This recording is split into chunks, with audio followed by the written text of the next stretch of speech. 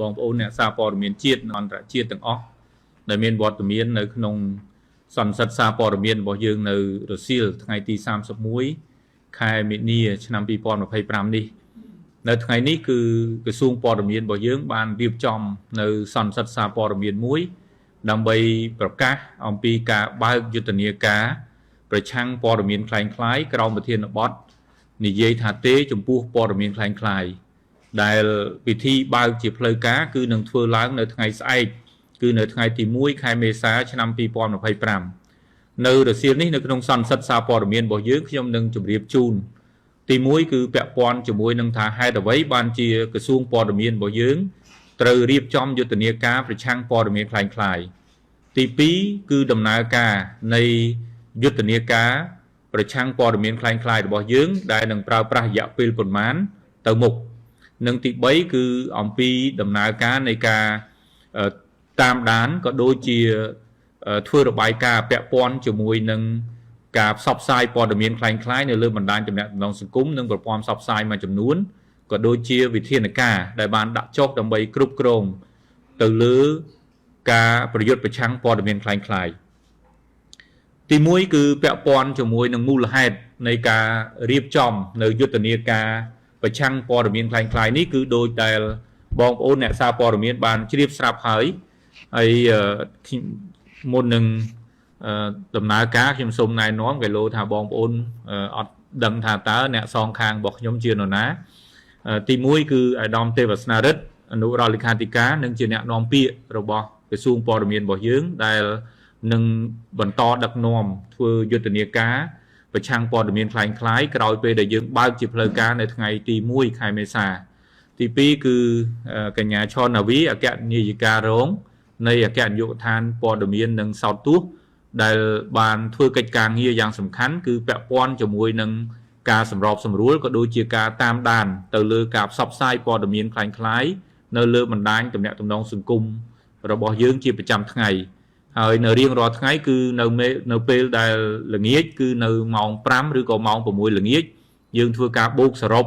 ទៅលើរបាយការណ៍ថាតើព័ត៌មានคล้ายៗដែលត្រូវបានផ្សព្វផ្សាយនៅលើបណ្ដាញសង្គមនិងបណ្ដាញព័ត៌មានហ្នឹងគឺមានប្រមាណនៅក្នុងមួយថ្ងៃឥ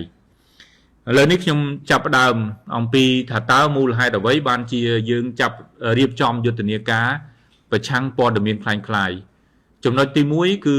នៅក្នុងបរិបទបច្ចុប្បន្ននេះជាមួយនឹងបច្ចេកវិទ្យាព័ត៌មានមានការរីកចម្រើនខ្លាំងហើយបណ្ដាញព័ត៌មានគឺមានការផ្លាស់ប្ដូរពីប្រព័ន្ធផ្សព្វផ្សាយបុរាណមកប្រព័ន្ធផ្សព្វផ្សាយទំនើបហើយប្រព័ន្ធផ្សព្វផ្សាយទំនើបដែលពេញនិយមដែលកំពុងតែប្រើប្រាស់នៅក្នុងប្រទេសកម្ពុជារបស់យើងនេះគឺបណ្ដាញទំនាក់ទំនង Facebook, TikTok, Instagram, Twitter និងបណ្ដាញព័ត៌មានផ្សេងៗទៀតរួមនឹង Messenger ជាដើមហើយនៅក្នុងប្រទេសកម្ពុជារបស់យើងតាមទិន្នន័យគឺ Facebook គណនី Facebook ដែលត្រូវបានបង្កើតឡើងហើយកំពុងតែប្រើប្រាស់យ៉ាងសកម្មនៅក្នុងព្រះរាជាណាចក្រកម្ពុជារបស់យើងនេះគឺប្រមាណជា13លានគណនី Facebook ដែលកំពុងតែប្រើប្រាស់យ៉ាងសកម្មហើយនៅក្នុងនោះគឺ TikTok ហើយនិង Messenger គឺមានចំនួនប្រហែលគ្នាគឺ10លានគណនី Messenger ហើយនិង TikTok ដែលបណ្ដាញទំនាក់ទំនងសង្គមទាំង3នេះបាននឹងកំពុងតែដើរតួនាទីយ៉ាងសំខាន់នៅក្នុងការផ្ដល់ព័ត៌មានជូនដល់ប្រជាពលរដ្ឋនេះគឺជាចំណុចមួយដែលយើងមើលឃើញអំពីចំណុចវិជ្ជមានក៏ប៉ុន្តែទន្ទឹមនឹងនោះក៏យើងមើលឃើញអំពីចំណុចអវិជ្ជមានមួយចំនួននៃការប្រើប្រាស់បណ្ដាញទំនាក់ទំនងសង្គម Facebook គឺព័ត៌មានពិតនិងព័ត៌មានមិនពិតព័ត៌មានคล้ายៗនៅលាយឡំគ្នាដែលបង្កើតឲ្យមានការយល់ច្រឡំក៏ដូចជាបង្កើតឲ្យមានបញ្ហានៃការដែលធ្វើឲ្យមានការផ្សព្វផ្សាយដែលប៉ះពាល់ទៅដល់សណ្ដាប់ធ្នាប់សាធារណៈប៉ះពាល់ទៅដល់សង្គមប៉ះពាល់ទៅដល់វប្បធម៌ប្រពៃណីទំនៀមទម្លាប់ក៏ដូចជាជំនឿទុកចិត្តរបស់ប្រជាពលរដ្ឋចំពោះការដឹកនាំរបស់រាជរដ្ឋាភិបាលចំណុចនេះហើយដែលយើងឃើញថានៅក្នុងក្របខ័ណ្ឌនៃការកត់សម្គាល់ជារួមដែលតាមរយៈគណៈកម្មការប្រឆាំងព័ត៌មានคล้ายៗដែលនៅក្នុងនោះគឺមានក្រុមការងារតាមដានជាប្រចាំទៅលើការផ្សព្វផ្សាយព័ត៌មានคล้ายៗគឺនៅឆ្នាំ2023កន្លងទៅនេះព័ត៌មានคล้ายៗដែលយើងបានកត់សម្គាល់គឺចំនួន3208 ហើយនៅឆ្នាំ2024កន្លងទៅនេះគឺព័ត៌មានคล้ายៗចំនួន3651ព័ត៌មានคล้ายៗត្រូវបានកត់សម្គាល់ចន្លោះពីឆ្នាំ2023មក2024គឺប្រែប្រួលពី3208ព័ត៌មានមក3651ព័ត៌មាននេះគឺយើងឃើញថាមានកំណើនប្រមាណជា14%នៃព័ត៌មានคล้ายៗហើយខ្ញុំសូមជំរាបថាព័ត៌មានคล้ายៗដែលយើងបានកត់សម្គាល់នៅក្នុងរបាយការណ៍ជាប្រចាំថ្ងៃរបស់យើងនេះគឺយើងមិនបានធ្វើជាទូទៅគ្រប់ព័ត៌មានคล้ายៗគ្រប់វិស័យទាំងអស់ទេប៉ុន្តែក្រុមការងារដែលតាមដានព័ត៌មានคล้ายៗនេះគឺផ្ដោតជាសំខាន់ទៅលើវិស័យសំខាន់តាក់ទងជាមួយនឹងសន្តិភាពពាក់ព័ន្ធជាមួយនឹងសន្តិសុខជាតិពាក់ព័ន្ធជាមួយនឹងសណ្ដាប់ធ្នាប់សាធារណៈពាក់ព័ន្ធជាមួយនឹងការដឹកនាំរបស់រាជរដ្ឋាភិបាលនិងក្រសួងស្ថាប័នពាក់ព័ន្ធក៏ដូចជាវិស័យផ្សេងដែលជាវិស័យសំខាន់នៅក្នុងសង្គមរួមនឹងព័ត៌មានคล้ายៗមួយចំនួនពាក់ព័ន្ធជាមួយនឹងថ្នាក់ដឹកនាំនិងពាក់ព័ន្ធជាមួយនឹងបញ្ហាផ្សេងទៀតដែលយើងយល់ថាជាបញ្ហាដែលនាំឲ្យមានការយល់ច្រឡំនិងបង្កើតជាចលាចលសង្គមឬក៏ប៉ះពាល់ទៅដល់សន្តិសុខសណ្ដាប់ធ្នាប់ចំណែកឯបើសិនជាយើងមើលអំពីកម្រិតនៃព័ត៌មានคล้ายៗដែលកើតឡើងជារៀងរាល់ថ្ងៃដោយមិនគិតវិស័យសំខាន់គឺមានច្រើនប៉ុន្តែអ្វីដែលយើងបានកត់សម្គាល់នៅចន្លោះពី3208នៅឆ្នាំ2023មកឆ្នាំ2024 2651ព័ត៌មានคล้ายៗនេះគឺសុទ្ធសឹងតែជាព័ត៌មានដែលពាក់ព័ន្ធជាមួយនឹងអាយុជីវិតរបស់ជាតិរបស់យើងពាក់ព័ន្ធជាមួយនឹងជំនឿទុកចិត្តរបស់ប្រជាជនចំពោះការដឹកនាំហើយអ្វីដែលយើងកត់សម្គាល់ស្ថានភាពនៃការបង្កើតព័ត៌មានคล้ายៗនេះគឺច្រើនតែពីក្រមជនអគតិមួយចំនួនដែលនៅខាងក្រៅប្រទេសដែលបង្កើតព័ត៌មានคล้ายៗឡើងគឺដើម្បីចរិតញុះញង់បំភ្លៃបំភ្លើសបំភាន់ហើយអ្វីដែលជាគោលបំណងជាចរិតសំខាន់របស់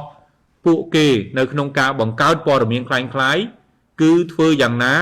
បញ្ឆេះកំហឹងប្រជាជនបង្កើតឲ្យមានការស្អប់ខ្ពើមជាតិសាសន៍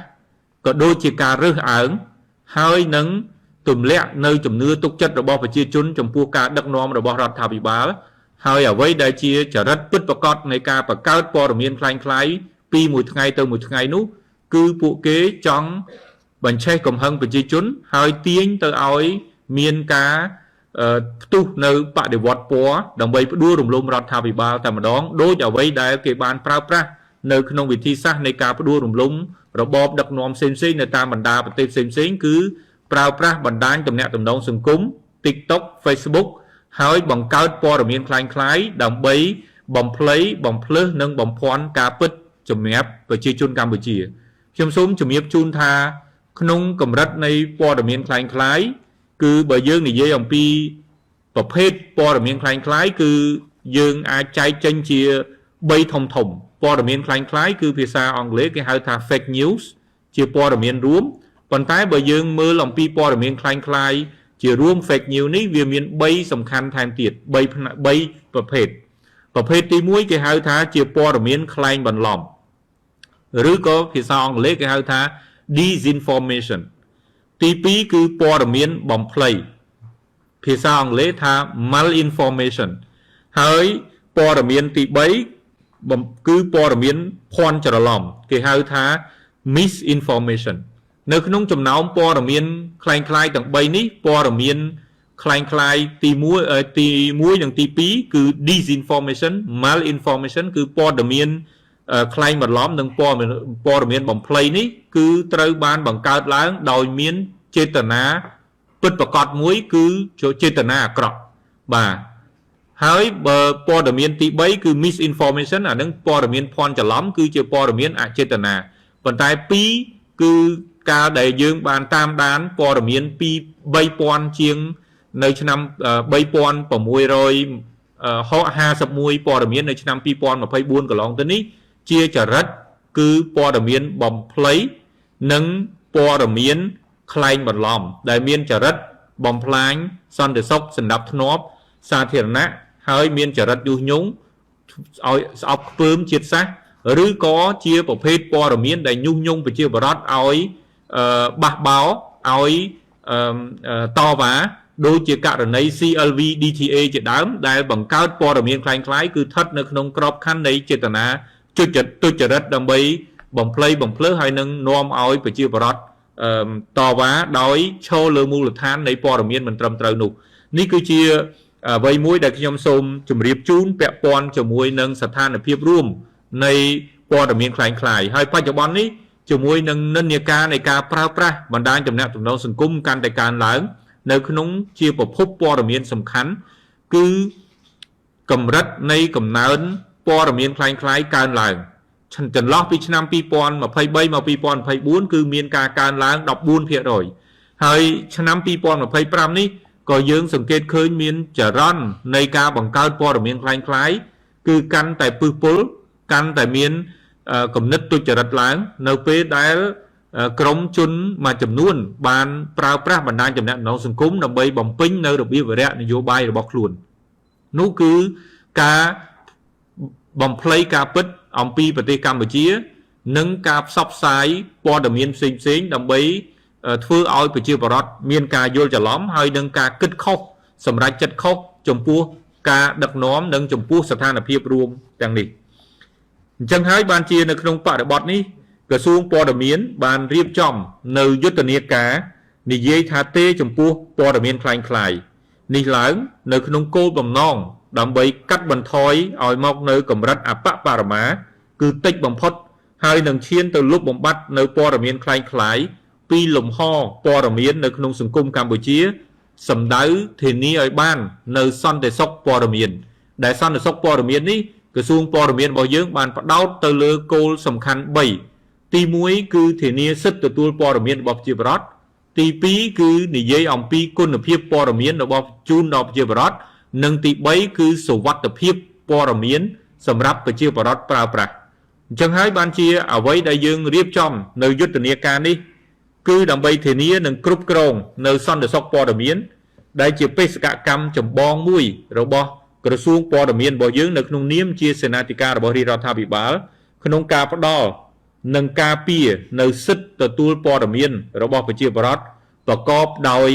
សុវត្ថិភាពនិងគុណភាពដើម្បីរួមចំណែកដល់ការពង្រឹងសន្តិសុខនិងស្ថិរភាពសង្គមនៅក្នុងក្របខ័ណ្ឌនៃការរៀបចំនៅយុទ្ធនាការនេះគោលដៅនៃយុទ្ធនាការនេះគឺផ្ដោតទៅលើការផ្លាស់ប្ដូរឥរិយាបថរបស់ប្រជាពលរដ្ឋដែលជាអ្នកប្រើប្រាស់បណ្ដាញទំនាក់ទំនងសង្គមនិងប្រព័ន្ធផ្សព្វផ្សាយទំនើបដើម្បីទប់ស្កាត់ការរីកសាយភាយព័ត៌មានคล้ายៗនៅក្នុងសង្គមកម្ពុជាតាមរយៈទី1ការផ្សព្វផ្សាយនិងបញ្ជ្រាបអំពីអ្វីជាព័ត៌មានคล้ายៗប្រភេទព័ត៌មានคล้ายៗអំពីគ្រោះថ្នាក់និងផលវិបាកដែលកើតចេញពីព័ត៌មានคล้ายៗគោលដៅនៃព័ត៌មានคล้ายៗគឺគេអាចបង្កើតព័ត៌មានคล้ายៗក្នុងគោលដៅ3សំខាន់ទី1គឺបង្ខូចកេរ្តិ៍ឈ្មោះទី2ក្នុងនៃទុច្ចរិតផ្នែកនយោបាយនិងទី3ក៏ផ្នែកពាណិជ្ជកម្មពេលខ្លះក៏គេបង្កើតព័ត៌មានคล้ายៗដើម្បីតាក់ទាញអតិថិជនរបស់ខ្លួនដែរទី2គឺលើកកម្ពស់អក្ខរកម្មព័ត៌មាននិងប្រព័ន្ធផ្សព្វផ្សាយនៅក្នុងចំណោមប្រជាពលរដ្ឋទូទៅពិសេសគឺយុវវ័យដើម្បីឲ្យគាត់ស្គាល់ថាអ្វីទៅជាព័ត៌មានคล้ายៗអ្វីទៅជាព័ត៌មានពិតដើម្បីឲ្យគាត់ចែករំលែកដោយប្រុងប្រយ័ត្នហើយជឿដោយប្រុងប្រយ័ត្នហើយជាពិសេសគឺផ្ដល់នៅមូលដ្ឋានគ្រឹះដល់ប្រជាពលរដ្ឋឲ្យបានឲ្យយល់ថាតើព័ត៌មានคล้ายៗគេត្រូវសម្គាល់យ៉ាងដូចម្តេចហើយព័ត៌មានពិតគេសម្គាល់យ៉ាងដូចម្តេចនេះគឺជាការផ្ដល់នៅចំណេះដឹងបន្ថែមទៅដល់បងប្អូនប្រជាពលរដ្ឋទី3គឺកាត់បន្ថយចំនួនព័ត៌មានคล้ายៗទិន្នន័យសូចនាករពីគណៈកម្មការប្រឆាំងព័ត៌មានคล้ายៗនៃក្រសួងព័ត៌មានរបស់យើងដូចខ្ញុំបានបញ្ជាក់អំបញ្ញមិញអញ្ចឹងគឺកម្រិតនៃការកើនឡើងព័ត៌មានคล้ายៗច្រើននៅក្នុងសង្គមយើងនៅពេលដែលបណ្ដាញទំនាក់ទំនងសង្គមត្រូវបានបង្កើតឡើងដោយគ្រាន់តែប្រើប្រាស់គណនីអ៊ីមែលឬក៏ទូរស័ព្ទហើយបង្កើតដោយคล้ายៗឈ្មោះគឺគេអាចនឹងធ្វើការផ្សព្វផ្សាយព័ត៌មានคล้ายៗដោយសេរីនៅក្នុងនោះ ទីមួយទៀតគឺយើងខិតខំប្រឹងប្រែងនៅក្នុងការធ្វើយុទ្ធនាការនេះដើម្បីពង្រឹងគុណភាពព័ត៌មាននិងផ្សព្វផ្សាយព័ត៌មានពិតតាមរយៈការលើកកម្ពស់ភាពជាដៃគូក្នុងប្រព័ន្ធផ្សព្វផ្សាយរដ្ឋឯកជនអ្នកមានឥទ្ធិពលនៅលើបណ្ដាញសង្គមឬក៏គេហៅថា KOL និងអ្នកបង្កើតមាតិកាអនឡាញចំណុចនេះគឺអ្នកសារព័ត៌មានពិតជាដើរតួនាទីសំខាន់នៅក្នុងការផ្ដល់ព័ត៌មានពិតត្រឹមត្រូវហើយនៅក្នុងការផ្ដល់ព័ត៌មានពិតត្រឹមត្រូវនេះអ្នកសារព័ត៌មានក៏ដូចជាអ្នកបង្កើតមាតិកាអ្នកមានឥទ្ធិពលនៅក្នុងសង្គមត្រូវឈរនៅលើមូលដ្ឋាន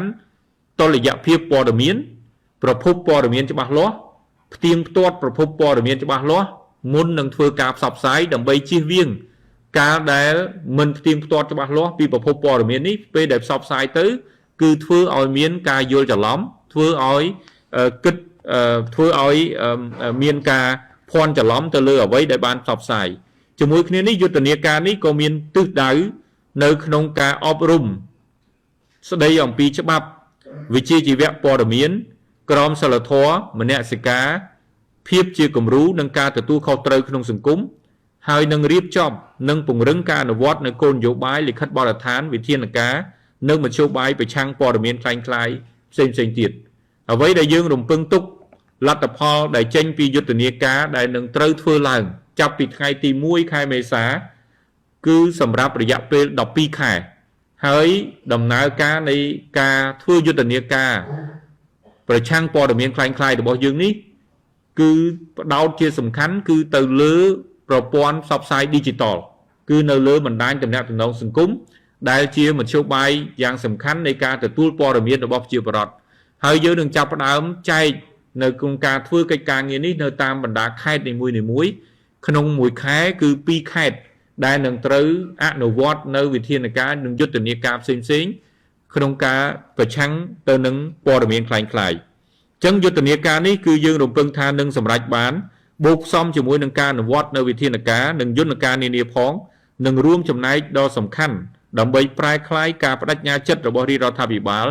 ក្នុងការលុបបំបាត់និងទប់ស្កាត់នៅការរីកសាយភាយនៃព័ត៌មានคล้ายៗនៅក្នុងគោលដៅរក្សាឲ្យបាននូវសុខសន្តិភាពស្ថិរភាពសង្គមនិងបន្តលើកកម្ពស់ការអភិវឌ្ឍលើគ្រប់វិស័យសម្រាប់កំណើនភាពរីកចម្រើននិងជីវភាពសម្បូរសប្បាយរបស់ប្រជាពលរដ្ឋនៅទូទាំងប្រទេសខ្ញុំសូមបញ្ជាក់ថាព័ត៌មានដែលប្រជាពលរដ្ឋបានប្រើប្រាស់គឺត្រូវតែជាព័ត៌មានដែលពិតត្រឹមត្រូវមិនមែនជាព័ត៌មានคล้ายៗពីព្រោះព័ត៌មានពិតនឹងធ្វើឲ្យប្រជាពលរដ្ឋសម្រេចចិត្តត្រឹមត្រូវព័ត៌មានពិតនឹងធ្វើឲ្យប្រជាពលរដ្ឋគិតគូរនិងពិចារណាដោយឈលលើមូលដ្ឋានត្រឹមត្រូវចឹងហើយបានជាក្នុងនាមជាសេនាធិការរបស់រាជរដ្ឋាភិបាលក្រសួងព័ត៌មានចាំបាច់ត្រូវពង្រឹងនៅសុវត្ថិភាពវិធានសុវត្ថិភាពនៅព័ត៌មានជូនដល់ប្រជាពលរដ្ឋខ្ញុំបាទសូមជំរាបជូនដែរថាបច្ចុប្បន្ននេះប្រជាពលរដ្ឋគឺនៅពេលដែលព័ត៌មានคล้ายៗច្រើនបងប្អូនប្រជាពលរដ្ឋហាក់ដូចជាពុលទៅនឹងអ្វីដែលជាការផ្សព្វផ្សាយជារួមហើយធ្វើឲ្យពួកគាត់បាត់បង់នៅជំនឿទុកចិត្តទៅលើប្រព័ន្ធផ្សព្វផ្សាយអ្វីដែលជាការចោទសួរនៅជុំវិញគាត់ពេលបច្ចុប្បន្ននេះគឺសំណួរថាតើព័ត៌មាននឹងពិតឬក៏មិនពិតដែលធ្វើឲ្យប្រជាពលរដ្ឋបាត់បង់មួយផ្នែកនៅជំនឿទុកចិត្តទៅលើការផ្សព្វផ្សាយនេះឯងអញ្ចឹងបានជាយើងត្រូវរៀបចំយុទ្ធនាការនេះដើម្បីស្ដារនិងកសាងនៅជំនឿទុកចិត្តប្រជាពលរដ្ឋចំពោះប្រព័ន្ធផ្សព្វផ្សាយព័ត៌មានហើយផ្ដល់តែព័ត៌មានពិតនិងមានគុណភាពជូនដល់ប្រជាពលរដ្ឋដើម្បីគាត់ប្រើប្រាស់នៅក្នុងក្របខ័ណ្ឌនេះបើយើងនិយាយអំពីយន្តការដែលរាជរដ្ឋាភិបាលក៏ដូចជាក្រសួងព័ត៌មានបានដឹកនាំធ្វើនៅក្នុងការប្រឆាំងព័ត៌មានคล้ายៗទី1គឺយើងមានគណៈកម្មការអន្តរក្រសួងដែលមានក្រសួងព័ត៌មានក្រសួងមហាផ្ទៃនិងក្រសួងប្រៃសណីនិងទូតគមនាគមន៍បានធ្វើកិច្ចការងាររួមគ្នាដើម្បីគ្រប់គ្រងការផ្សព្វផ្សាយព័ត៌មានคล้ายៗហើយនៅពេលដែលមានព័ត៌មានคล้ายៗគឺយើងត្រូវចាត់វិធានការភ្លាមនៅក្នុងការធ្វើកិច្ចការងារចាត់វិធានការគឺក្រសួងព័ត៌មានក្រោមការសម្របសម្រួលដោយគណៈកម្មការអន្តរក្រសួងនិងគណៈកម្មការត្រួតពិនិត្យប្រឆាំងព័ត៌មានคล้ายៗនេះគឺធ្វើការតាក់ទងដោយផ្ទាល់ជាមួយនឹងក្រសួងស្ថាប័នឬក៏ទៅរដ្ឋបាលថ្នាក់ក្រោមជាតិដើម្បីធ្វើការឆ្លើយតបភ្លាមពីព្រោះថា វិធានការដែលមានប្រសិទ្ធភាពបំផុតនៅក្នុងការប្រឆាំងព័ត៌មានคล้ายៗគឺការផ្សព្វផ្សាយការពិតឲ្យបានឆាប់រហ័សតាមដែលអាចធ្វើទៅបានដើម្បីទប់ស្កាត់កុំឲ្យព័ត៌មានคล้ายៗដឹកមុខយើងឬក៏កុំទុកឱកាសឲ្យព័ត៌មានคล้ายៗរីកផ្សាយភាយដែលធ្វើឲ្យប៉ះពាល់ទៅដល់ជំនឿទុកចិត្តនិងការយល់ច្រឡំរបស់ប្រជាពលរដ្ឋចឹងហើយបានជាវិធានការដែលមានប្រសិទ្ធភាពបំផុតប្រឆាំងទៅនឹងព័ត៌មានคล้ายៗគឺត្រូវតែការផ្សព្វផ្សាយព័ត៌មានពិតឲ្យបានលឿនបំផុតតាមដែលអាចធ្វើទៅបានហើយជាមួយគ្នានេះក៏យើងមានយន្តការនៅក្នុងការតាមដានជាប្រចាំដោយខ្ញុំបានបញ្ជាក់ពីដើមអញ្ចឹងនៅក្នុងជារៀងរាល់ថ្ងៃគណៈកម្មការប្រឆាំងព័ត៌មានคล้ายៗដែលមានក្រុមការងារតាមដានព័ត៌មានคล้ายៗដឹកនាំដោយលោកស្រីកញ្ញាឈុនណាវីគឺយើងបានតាមដានគឺជាមធ្យមយ៉ាងហោចណាស់ក៏ព័ត៌មានចន្លោះពី10ទៅ15ព័ត៌មានคล้ายៗនៅក្នុងមួយថ្ងៃដែលត្រូវបានកត់សម្គាល់ដែលតាក់ទងជាមួយនឹងបញ្ហាសំខាន់របស់ប្រទេសរបស់យើងបើសិនជាយើងនិយាយអំពីព័ត៌មានคล้ายៗទាំងអស់ផ្សេងទៀតអាចមានច្រើនជាងនេះក៏ប៉ុន្តែយើងផ្ដោតទៅលើព័ត៌មានคล้ายៗដែលពាក់ព័ន្ធជាមួយនឹងសន្តិសុខពាក់ព័ន្ធសម្ដាប់ធ្នាប់ពាក់ព័ន្ធជំនឿទុកចិត្តនឹងការដឹកនាំទៅនឹងវិស័យផ្សេងឧទាហរណ៍ដូចផ្នែកសេដ្ឋកិច្ចកសិកម្មឬក៏ព័ត៌មានផ្សេងទៀតដែលជាអាយុជីវិតនិងរបស់ជាតិរបស់យើងនេះគឺជាចំណុចបន្ថែមដែលខ្ញុំសូមជម្រាបជូនពាក់ព័ន្ធជាមួយនឹងយន្តការនៅក្នុងការប្រឆាំងព័ត៌មានคล้ายៗហើយថាតើព័ត៌មានคล้ายៗការផលិតការផ្សព្វផ្សាយព័ត៌មានคล้ายៗគឺជាសេរីភាពសារព័ត៌មានដែរឬទេខ្ញុំសូមជំរាបជូនថាការបង្កើតព័ត៌មានคล้ายៗការផ្សព្វផ្សាយព័ត៌មានคล้ายៗការបំភ្លៃការបំភ្លឺខុសពីការពិតដែលយើងនិយាយជារួមគឺព័ត៌មានคล้ายៗព័ត៌មានបំភ្លៃនិងព័ត៌មានបំភ្លឺនេះគឺមិនមែនជាសេរីភាពសារព័ត៌មាននិងសេរីភាពនៃការបោះពុម្ពផ្សាយទេនោះគឺជាការរំលោភបំពានទៅលើច្បាប់ហើយការដាក់ចុះនៅយុទ្ធនាការប្រឆាំងព័ត៌មានคล้ายៗមិនមែនជាការគៀបសង្កត់ទៅលើសេរីភាពនៃការបោះពុម្ពផ្សាយនិងសេរីភាពនៃការបញ្ចេញមតិឬក៏សេរីភាពនៃសារព័ត៌មានទេប៉ុន្តែជាការផ្ដល់នៅសុវត្ថិភាពជាការការពារនៅសិទ្ធិរបស់ប្រជាពលរដ្ឋដែលត្រូវទទួលបាននៅព័ត៌មានពិតនិងព័ត៌មានដែលមានសុវត្ថិភាពសម្រាប់ប្រជាជនរាប់លានអ្នករបស់ប្រទេសកម្ពុជារបស់យើងចឹងហើយបានជានៅចំពោះមុខនេះក្រសួងព័ត៌មានយើងបានរៀបចំនៅយុទ្ធនាការនេះគឺដើម្បីផ្ដល់នៅសុវត្ថិភាពដល់ប្រជាពលរដ្ឋនៅក្នុងការប្រើប្រាស់និងការទទួលបាននៅព័ត៌មានពិតត្រឹមត្រូវនេះជាចំណុចដែលខ្ញុំសូមគូបញ្ជាក់បន្ថែមទៅលើអ្វីដែលពាក់ព័ន្ធជាមួយនឹងការប្រឆាំងព័ត៌មានคล้ายៗហើយការផ្សព្វផ្សាយព័ត៌មានដែលមិនត្រឹមត្រូវព័ត៌មានបំភ្លឺមិនមែនជាសេរីភាពសារព័ត៌មាននោះទេតែវាជាការបំពានទៅលើច្បាប់ហើយការបំពានច្បាប់នេះគឺត្រូវតែទទួលខុសត្រូវនៅចំពោះមុខច្បាប់ជាធរមានចំពោះពាក់ព័ន្ធជាមួយនឹងដំណើរការនៃការរៀបចំយុទ្ធនាការរបស់យើងនេះដូចខ្ញុំបានបញ្ជាក់អំពីអំបញ្ញមិញគឺពាក់ទងជាមួយនឹងកម្មវិធីរបស់យើងនៅក្នុងនោះគឺក្រោយពេលដែលយើងបើកជាផ្លូវការនៅថ្ងៃទី1ខែមេសាដែលនឹងមានការអញ្ជើញចូលរួមដោយផ្ទាល់និងតាមប្រព័ន្ធ Zoom គឺមានប្រមាណជា 1000 នាក់ដែលនឹងត្រូវចូលរួមនៅក្នុងការផ្សព្វផ្សាយនោះយើងបានរៀបចំនៅទិសស្លោកក៏ដូចជាស្លាកសញ្ញាមួយចំនួនដូចជានិយាយថាទេចំពោះព័ត៌មានคล้ายៗបាទយើងចូលរួមលុបបំបាត់ព័ត៌មានคล้ายៗចុះអ្នកវិញនេះគឺជាចំណុចដែលយើងនឹងចូលរួមហើយបន្ទាប់ទៅទៀតក៏យើងមានការផ្ដល់នៅ sticker ហើយនឹងការចែកចាយនៅតាមប្រព័ន្ធផ្សេងទៀតដើម្បីឲ្យមានការចែករំលែកផ្សេងទៅដល់បងប្អូនប្រជាពលរដ្ឋឲ្យគាត់យល់ដឹងអំពីអ្វីទៅជាព័ត៌មានคล้ายៗអ្វីទៅដែលមានគ្រោះថ្នាក់ចេញពីព័ត៌មានคล้ายៗហើយថាតើក្នុងនាមបងប្អូនប្រជាពលរដ្ឋតើគាត់ត្រូវចូលរួមយ៉ាងដូចម្តេចដើម្បីការពារខ្លួនគាត់ ពីការប្រើប្រាស់ព័ត៌មានคล้ายៗហើយជៀសឲ្យផុតពីការចែករំលែកនៅព័ត៌មានคล้ายៗនេះជាចំណុចមួយដែលខ្ញុំសូមជម្រាបជូនដល់បងប្អូនយើងហើយខេត្តនីមួយៗគឺនឹង design នៅសារក៏ដូចជាខ្លឹមសារផ្សេងៗនៅក្នុងការចូលរួមប្រយុទ្ធប្រឆាំងជាមួយនឹងព័ត៌មានคล้ายៗខ្ញុំសូមជម្រាបថាទោះបីជាយុទ្ធនាការ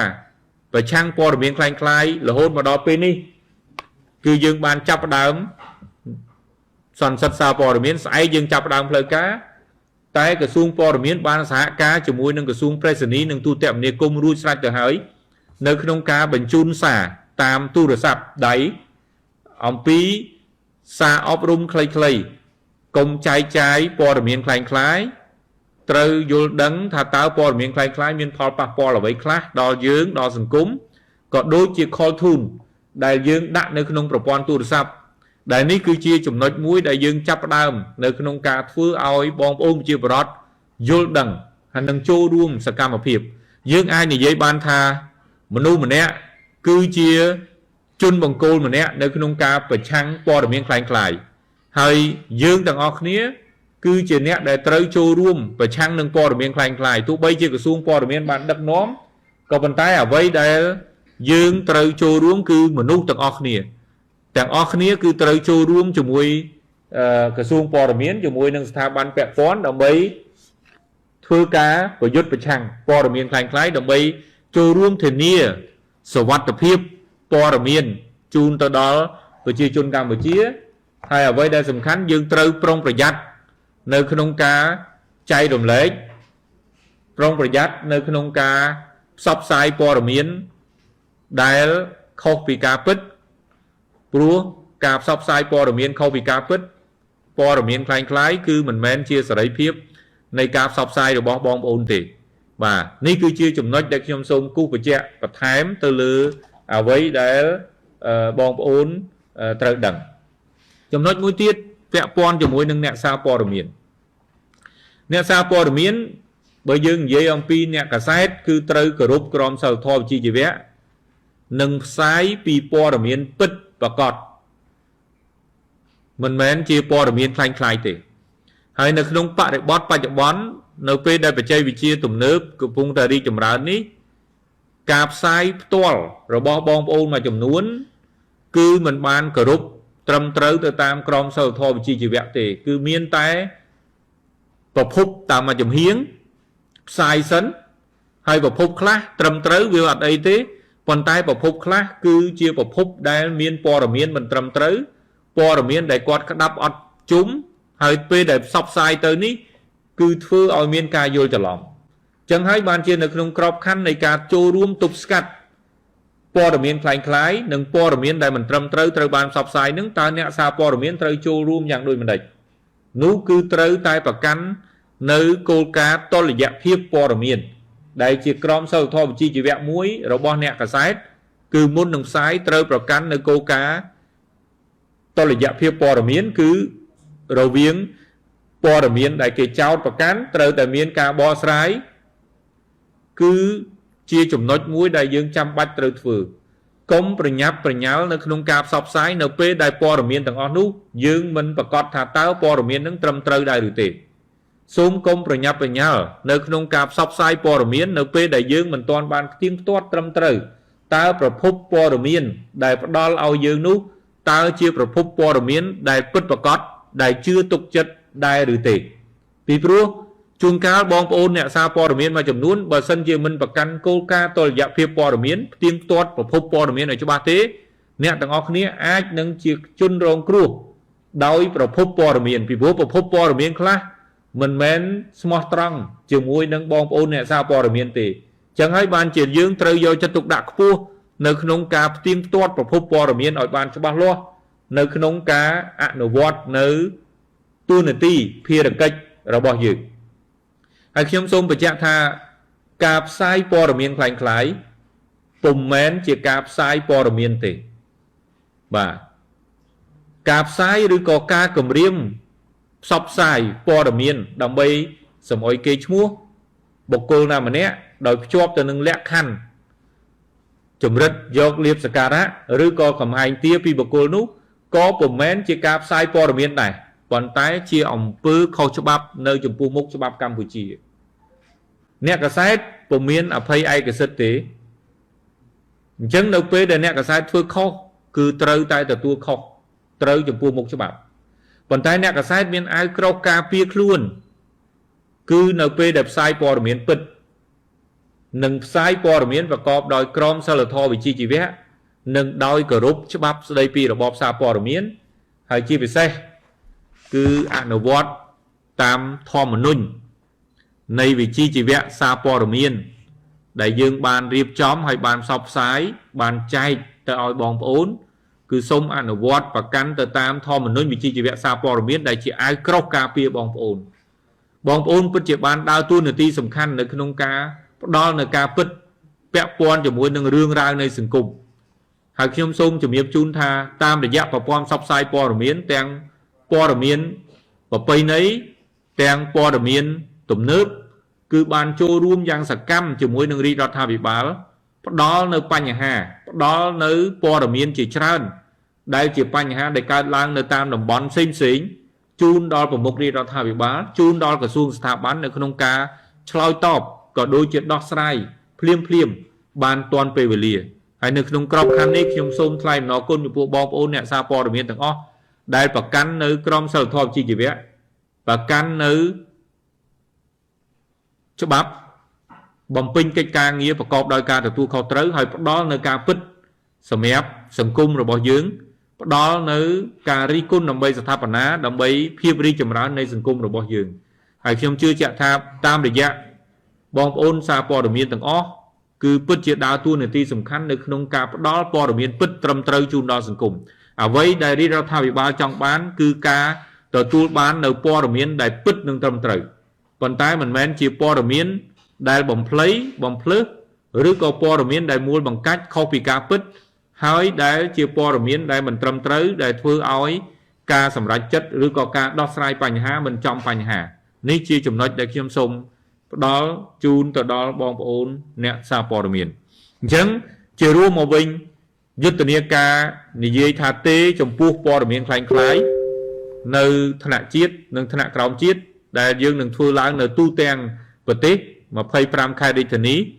ដែលយើងនឹងរៀបចំពីថ្ងៃទី1ខែមេសាតទៅគឺនឹងផ្ដល់នៅសារអប់រំផ្ដល់នៅវិធានការផ្សេងៗដើម្បីផ្លាស់ប្ដូរអេរិយាប័ត្របងប្អូនជាប្រវត្តិហើយខ្ញុំជឿជាក់ថាតាមរយៈយុទ្ធនាការនេះបងប្អូនអ្នកសារព័ត៌មានក៏នឹងចូលរួមផ្សព្វផ្សាយហើយប្រកាន់នៅគោលការណ៍គឺការពិតឈរនៅលើការពិតគឺអ្វីតែនៅលើការពិតតែប៉ុណ្ណោះពីព្រោះអ្វីដែលយើងចង់បានគឺមានតែការពិតតែមួយតែប៉ុណ្ណឹងអញ្ចឹងខ្ញុំមានប៉ុណ្្នឹងសិនជូនដល់បងប្អូនយើងទាំងអស់គ្នាអំពីការរៀបចំយុទ្ធនាការគោលបំណងក៏ដូចជាការរៀបចំនៅក្នុងរយៈពេលខាងមុខរយៈពេល12ខែដែលយើងនឹងចាប់ផ្ដើមគឺចាប់ពីថ្ងៃទី1ខែមេសាតទៅហើយមន្ទីរព័ត៌មានរាជធានីខេត្តទាំង25ខេត្តរាជធានីនឹងដើរតួនាទីនៅក្នុងការរៀបចំនៅយុទ្ធនាការនៅតាមខេត្តរបស់ខ្លួនហើយយើងប្រើប្រាស់បណ្ដាញទំនាក់ទំនងសង្គមប្រព័ន្ធផ្សព្វផ្សាយទំនើបប្រព័ន្ធផ្សព្វផ្សាយបុរាណនៅក្នុងការផ្ដល់ព័ត៌មានទៅឲ្យបងប្អូនប្រជាពលរដ្ឋដើម្បីផ្លាស់ប្ដូរអេរិយាប័ត្រជាមួយគ្នានេះក៏តាមរយៈគណៈកម្មការប្រឆាំងព័ត៌មានคล้ายៗយើងនឹងបន្តតាមដានបន្ថែមទៀតទៅលើនឹងហើយជាមួយគ្នានេះក៏នឹងមានវិធានការទៅលើការផ្សព្វផ្សាយព័ត៌មានคล้ายៗទាំងឡាយដោយអនុវត្តអនុលោមតាមច្បាប់និងលិខិតបទដ្ឋានគតិយុត្តគោលដៅរបស់យើងសំខាន់គឺធានានៅសន្តិសុខព័ត៌មានជូនដល់ប្រជាពលរដ្ឋមានសុវត្ថិភាពក្នុងការប្រើប្រាស់ព័ត៌មានមិនពុលដោយព័ត៌មានคล้ายៗមិនបំផ្លាញដោយព័ត៌មានคล้ายៗហើយក៏មិនពង្វក់ដោយព័ត៌មានคล้ายៗដែរហើយអ្វីដែលយើងចាប់ផ្ដើមជាការចាប់ផ្ដើមរួមគឺយើងទាំងអស់គ្នានេះហើយដែលជាតួអង្គសំខាន់នៅក្នុងការប្រឆាំងព័ត៌មានคล้ายៗយើងម្នាក់គឺជាអ្នកប្រឆាំងព័ត៌មានคล้ายៗទាំងអស់គ្នាបាទអញ្ចឹងខ្ញុំមានប៉ុណ្្នឹងជូនដល់បងប្អូនហើយយើងនឹងត្រៀមបើកយុទ្ធនាការរបស់យើងនៅថ្ងៃទី1ជាផ្លូវការ